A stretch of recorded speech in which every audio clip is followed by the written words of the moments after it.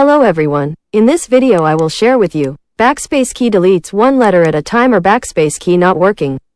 Watch this video until the end. And pay attention to this little arrow to follow the steps.